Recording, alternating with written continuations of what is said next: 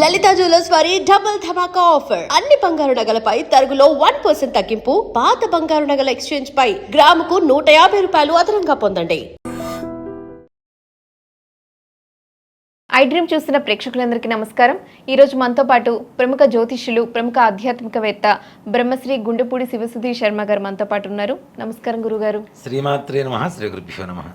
గురు పౌర్ణిమ July 29 గురు పౌర్ణిమ. గురు పౌర్ణిమ విశిష్టత, అలాగే మనం ఆ రోజు పాటించాల్సిన నియమాలు, అలాగే ఆ రోజు మనం వేదవ్యాసుని ఎలా స్మరించాలి ఆ రోజు అనేది పూర్తిగా వివరించండి. గురు పౌర్ణమి అంటే ఈ రోజుల్లో దాని అర్థం మార్చేశారు, దాని పద్ధతి మార్చేశారు, విధి విధానాలు మార్చేశారు. మీరు అడిగిన ప్రశ్నలోనే సమాధానం ఉంది. వ్యాసుడి జన్మదినం వ్యాస పూర్ణిమ, అదే మనకి గురు పౌర్ణిమ. అవునా? వ్యాసుడు వేదవ్యాసుడు అంటాం. ఆయన పిలవడం కూడా వేదవ్యాసుడు అని పిలుస్తాం. మనకి వేదాన్ని అందించినటువంటి వాళ్ళలో ప్రప్రథముడు ఎవరు అంటే వ్యాసుడు. ప్రపంచం మొత్తం కూడా వేదమూలమిదం జగత్, వేదం మీదనే ప్రపంచమంతా ఆధారపడి ఉంది. అలాంటి ఆధారభూతమైనటువంటి వేదాన్ని మనకు అందించినటువంటి వేద వ్యాసుడైనటువంటి వ్యాస మహర్షి పుట్టినరోజుని మనం గురు పౌర్ణిమగా చేసుకోవటం, ఆది గురువుగా చెప్పుకోవటం అనేటువంటిది మనకి మొదటి నుంచి వస్తున్నటువంటి ఒక విధానం. ఇప్పుడు దాన్ని నేను చెప్తే కొంతమంది నెగిటివ్గా తీసుకోవచ్చేమో, కానీ గురు పౌర్ణమి అంటే వ్యాస పూర్ణిమ అన్న సంగతి కూడా మర్చిపోతున్నారు చాలామంది. అవునా? అలాగే గురువుల్ని మనం సత్కరించుకునేటువంటి రోజు, మరలా సంస్కరించుకునేటువంటి రోజు. మనకు చదువు చెప్పిన గురువు కావచ్చు, ఏదైనా జ్ఞానం నేర్పించినటువంటి గురువు కావచ్చు, ఏ విద్య నేర్పించినా సరే ఆయన గురువుగా భావిస్తాం.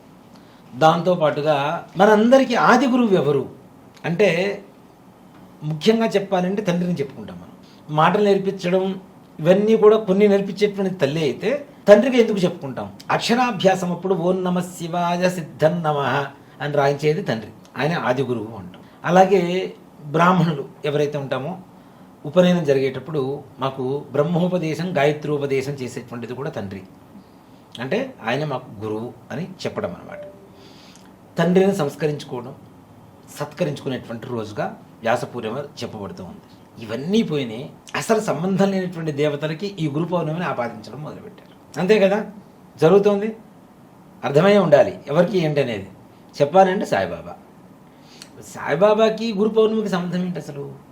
గురువు అన్న విధంగా అందరూ భావిస్తూ అట్లా ఎట్లా అవుతాడు నాన్న? మనకి ఎట్లా అవుతాడు గురువు? ఎట్లా అవుతాడు? అవ్వడు కదా. నేనైతే అదే చెప్తాను. అంటే ఎవరైనా నన్ను ఈ విషయంలో నన్ను నెగిటివ్గా ఆలోచించినా, నా గురించి మాట్లాడుకున్నా నాకు తప్పులేదు, కానీ దాని గురించి అభ్యంతరం లేదు. కానీ ముఖ్యంగా ఇప్పుడు మొత్తుకుంటున్నటువంటి విధానం అంతా కూడా ఇదే. సాయిబాబా అసలు హిందూ దేవతలకు సంబంధించినటువంటి దేవత కాదు అనేటువంటిది సుస్పష్టంగా చెప్పబడుతుంది. ఎవరైతే ఆయన్ని ఆరాధిస్తూ ఆయనే గురువు, ఆయనే పరమేశ్వరుడు అని చెప్పి చూస్తున్నటువంటి వాళ్ళు కూడా, వాళ్ళు రాసినటువంటి శ్లోకాల్లో కూడా స్పష్టంగా అల్లా, మాలిక్ ఇవన్నీ రాసుకుంటూ వచ్చారు. మొన్న మధ్య ఒక ఆయన, అవునా? ఇవన్నీ చూసుకుంటే అసలు పోని ఇదంతా కాదు నాన్న. సాయిబాబా వారు మాట్లాడినటువంటి మాటలు ఏంది? సబ్కా మాలిక్ ఏక్ హై, అల్లా మాలిక్ ఏక్ హై, ఇవేగా. అవునా? ఇప్పుడు ఒక పీఠాధిపతో మఠాధిపతో వచ్చి అల్లా మాలిక్ ఏక్ హై అంటే వింటారా?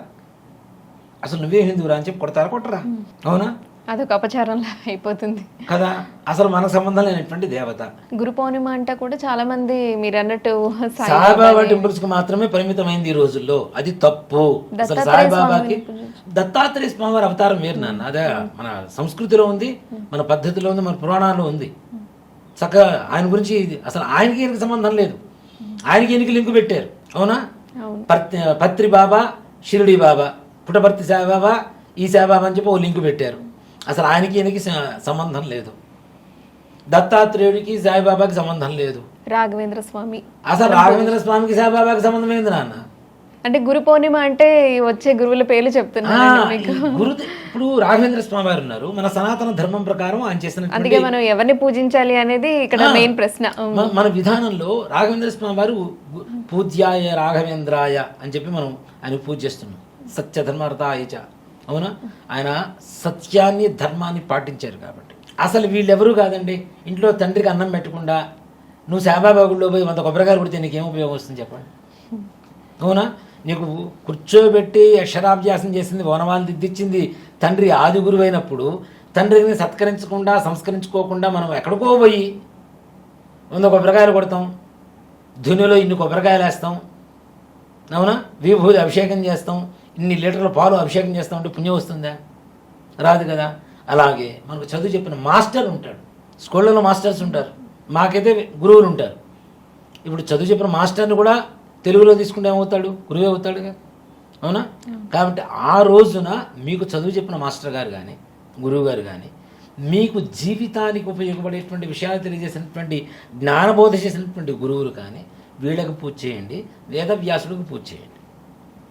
అంతేగాని పిచ్చి పిచ్చిగా ఎవరో ఏదో చెప్పారని చెప్పేసి మనం వెళ్ళిపోయి పురోమని ఆ సాధారణంగా పొద్దున్న 4 క్యూ మొదలైతే అంటే మనం దేవుడిగా భావించొద్దు, గురువుగా భావించండి అని చెప్తూ ఉంటారు కదా, అందుకని గురు పౌర్ణమి రోజు అందరూ ఒకటి చెప్తాను నాన్న, గురువు అంటే ఆయన దగ్గర నుంచి మనం ఏమైనా తీసుకోవాలి. ఏం తీసుకున్నాం?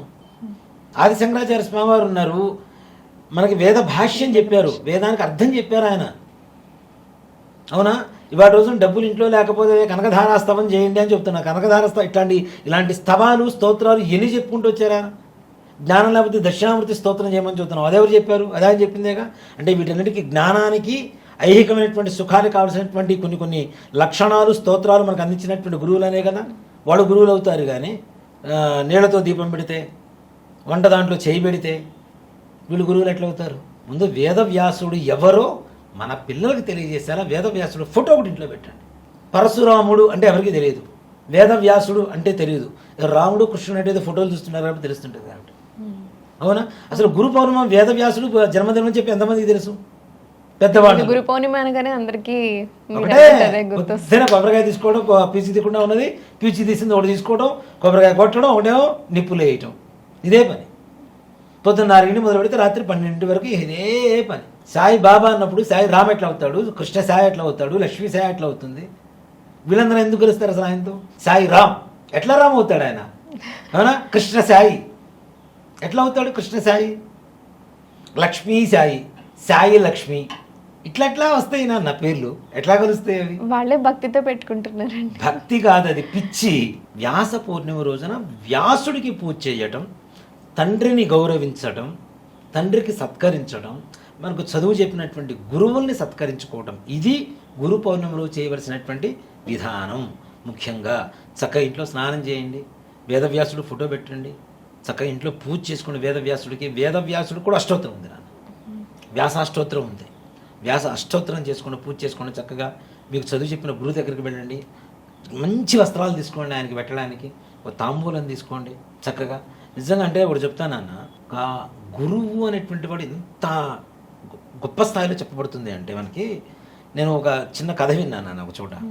మాస్టర్ స్టూడెంట్స్ అందరూ కూర్చొని ఉన్నారు స్కూల్లో. ఒక టీచరు క్లాసెస్ చెప్తుంది. చదువుతుంటే ఒక పిల్లవాడు వచ్చాడు, కొత్త బట్టలు వేసుకొని వచ్చాడు. మే కమెంట్ టీచర్ అంటే రారా అని చెప్పి లోపలికి పిలిచింది. ఏంట్రా కొత్త బట్టలు వేసుకున్నట్టు? ఇవాళ నా పుట్టినరోజు టీచర్ అన్నాడు. మరి ఏంట్రా ఏంది మీ అమ్మ నాన్న ఏం గిఫ్ట్ ఇచ్చారు అని చెప్పింది. మంచి వాచ్ ఇచ్చారండి అని చెప్పి వాచ్ చూపించాడు. బాగుందిరా అనగానే క్లాసులో కూర్చున్న వాళ్ళందరికీ చాక్లెట్లు బిస్కెట్లు పంచాడు. అయిపోయిన తర్వాత కొద్దిసేపు క్లాస్ జరుగుతూ ఉంది. ఈ పిల్లవాడు పుట్టినరోజు జరుగుతున్న పిల్లవాడు లేచి టీచర్ నా వాచ్ పోయింది, ఎక్కడో ఎవరో తీసుకున్నారు, ఇక్కడ దొంగతనం చేశారు, క్లాస్ జరుగుతూనే ఉంది కదా, ఇక్కడున్న వాళ్ళు ఎవరో దొంగతనం చేశారు, దయచేసి నా వాచ్ నాకు ఇప్పించండి అని అడిగాడు. సరే టీచర్ ఏం చేసిందంటే గట్టిగా అరిచేసి అందరూ సైలెంట్గా ఉండండి, కళ్ళు మూసుకోండి అందరూ, నేనే వచ్చి మీ దగ్గరకు వచ్చి మీ బ్యాగుల్లో వాచ్ వెతుకుతానని చెప్పింది. అయిపోయింది, వాచ్ వెతికింది, ఒక బ్యాగులో వాచ్ దొరికింది. తీసుకొచ్చి టేబుల్ మీద పెట్టేసి ఆ పిల్లవాడిని పిలిచి ఇచ్చింది. పిల్లవాడు అడిగాడు, టీచర్ ఎవరు తీశారు టీచర్, నా వాచ్ నాకు చెప్పొచ్చు కదా అంటే, అది ఉందా నీకు దేని కదా, నీకు వాచ్ దొరికింది కదా పోరా అని చెప్పి పంపించేసాను. సరే అయిపోయింది, కొంతకాలం అయిపోయింది. ఒక ఫంక్షన్ జరుగుతుంది. కొంతకాలం జరిగిన తర్వాత ఫంక్షన్ జరుగుతుంటే ఒక ఐపీఎస్ ఆఫీసరు హడావుడిగా వస్తుంటే అంతా పోలీస్ సెక్యూరిటీ హడావుడి చేస్తున్నారు. ఈ టీచర్ గారు ఒక మూలకి నిల్చొని ఉంది, అంత హడావుడి చేస్తున్నారు. పెద్ద ఆవిడ అయిపోయింది కదా అప్పటికే. సరే అంటే ఇది కొన్ని సంవత్సరాల తర్వాత ఈ ఐపీఎస్ ఆఫీసర్ డైరెక్ట్ వచ్చేసి టీచర్ గారి కాళ్ళ మీద పడ్డాడు. పడి నమస్తే టీచర్, నన్ను గుర్తుపట్టారా అంటే, గుర్తుపట్టలేదు నాన్న అంటారు.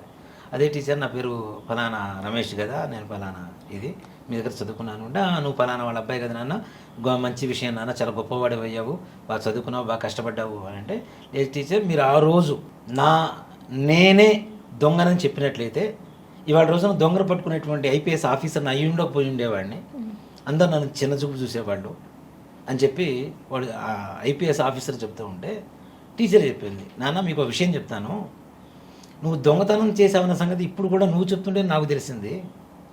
అదేంటి టీచర్, నా బ్యాగ్లోంచే కదా మీరు వాచే తీసింది.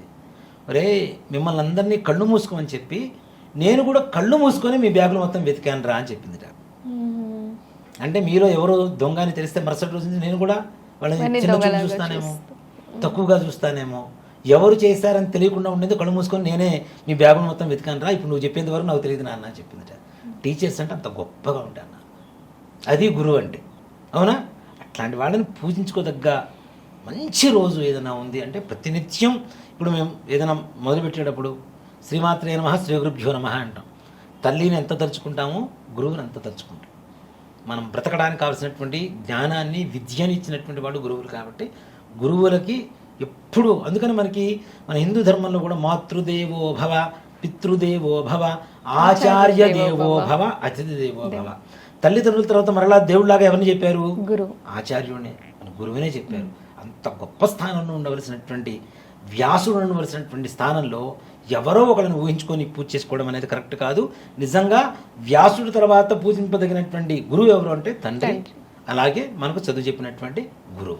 వీళ్ళని పూజ చేయండి, వీళ్ళ ఆశీర్వచనం తీసుకోండి, మీ పిల్లలు కూడా ఈ విధానాన్ని అలవాటు చేయండి. తప్పనిసరిగా ఆ గురు వేదవ్యాసుడు పరిపూర్ణమైనటువంటి అనుగ్రహం అందరికీ కలుగుతుంది. గురు పౌర్ణిమ గురించి పూర్తిగా వివరించారు. ధన్యవాదాలు గురుగారు. శ్రీమాత్రే నమః శ్రీ గురుభ్యో నమః. And for more videos, Please subscribe to iDream. Please subscribe to iDream. Please subscribe iDream. And please subscribe to iDream. For more videos, subscribe to iDream. please like, share and subscribe to the channel. Congratulations, iDream. Subscribe to iDream. Subscribe to iDream. So subscribe to iDream Media.